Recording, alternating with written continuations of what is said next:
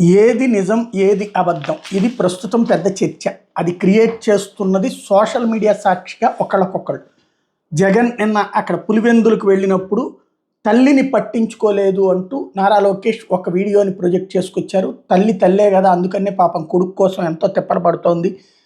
Psycho Jagan చూడండి తల్లిని కూడా పట్టించుకోడు అన్నటువంటి దాన్ని హైలైట్ చేసుకొచ్చింది తెలుగుదేశం పార్టీ. నారా లోకేష్ హైలైట్ చేశారు. దాంతోపాటుగా మిగతాది దానికి కౌంటర్గా ఇటు వైఎస్ఆర్ కాంగ్రెస్ పార్టీ ఇదిగో అసలు విజువల్ ఇది, దాంట్లో దాచేసేటటువంటి ఏంటి అంటూ ఏది ఫేక్ ఏది ఒరిజినల్ అంటూ వాళ్ళు ఒక వీడియోని ప్రొజెక్ట్ చేసుకుంటూ వచ్చారు.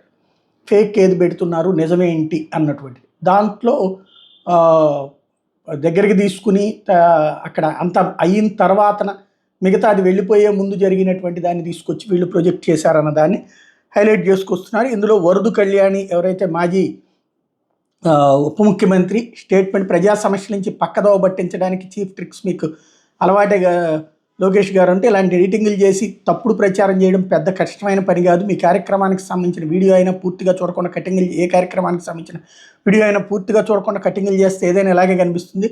మీరు సంస్కారహీనులు కాబట్టి ఇట్లాంటి తప్పుడు ప్రచారం చేయగలుగుతున్నారు. మీరు ఒక రాజకీయ నాయకుడు, పైగా మంత్రి అవడం ఈ రాష్ట్ర దౌర్భాగ్యం. మీ అమ్మని మీరు ఎప్పుడైనా ఇంత ఆప్యాయంగా దగ్గరికి తీసుకున్న సందర్భాలు ఉన్నాయో? పోనీ మీ తండ్రి ఎన్సీబీఎన్ గారు ఆయన తల్లిని అంటే మీ నాయనమ్మను ఎప్పుడైనా ఇలా ఆప్యాయంగా దగ్గరికి తీసుకున్నారా? అట్లాంటి సందర్భం కనీసం మీరు ఎప్పుడైనా చూసారా? లోకేష్ చంద్రబాబు గారికి ఇద్దరు చెల్లెళ్ళు అంటే మీ మేనత్తలు, వాళ్ళకి ఎన్ని ఆస్తులు ఇచ్చారు? మా అన్న చంద్రబాబు గారు ఇది ఇచ్చారని ఆయన ఇద్దరు చెల్లెళ్ళు రాజేశ్వరి అయినా హైమావతి అయినా ఏ రోజైనా చెప్పుకోగలిగారా?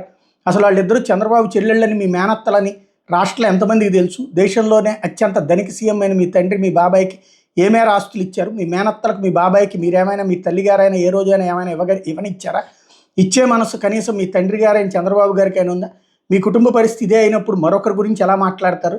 జగన్ గారు ఇప్పుడే కాదు ఎప్పుడైనా తలెత్తుకుని చెప్పుకోగలుగుతారు. వాళ్ళ తండ్రి గారు స్వర్గస్థులైన తర్వాత తన సోదరికి 230 కోట్లు ఇచ్చాడని తలెత్తుకుని చెప్పుకోగలుగుతాడు.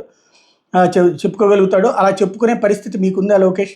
మీ మేనత్తలకు అలాంటి సహాయం చేసే గుణం మీకుందా? ఫలానా వాళ్ళు నా చెల్లెలని మీ నాన్న, ఫలానా వాళ్ళు మా మేనత్తలని మీరు, ఫలానా వాళ్ళు మా ఆడపడుచులని మీ తల్లిగారు చెప్పుకునే పరిస్థితి ఎప్పుడైనా ఉందా? మీరు విచ్చలవిడి అవినీతిలో మునిగిపోయి రైతుల ఎరువులను బ్లాక్ మార్కెట్కి తరలించి అంశాన్ని డైవర్ట్ చేయడానికి, ఒక అబద్ధాన్ని సృష్టించడానికి రెక్కలు కట్టి రాజకీయం చేయగలగడం మీకు మాత్రమే చెల్లింది అంటూ ఇటు కౌంటరు ఆవిడ ద్వారా ఇచ్చింది. అక్కడ మాట్లాడాల్సింది ఎవరు? లోకేష్ కాబోయే ముఖ్యమంత్రి. అదే సందర్భంలో మాట్లాడింది జగన్ గురించి. జగన్ ఆన్సర్ చేయాలి కదా దాని మీదన. ఇదివరకు వాళ్ళైతే అటు లోకేష్ చంద్రబాబు స్వయంగా ఆన్సర్ చేస్తూ ఉంటారు.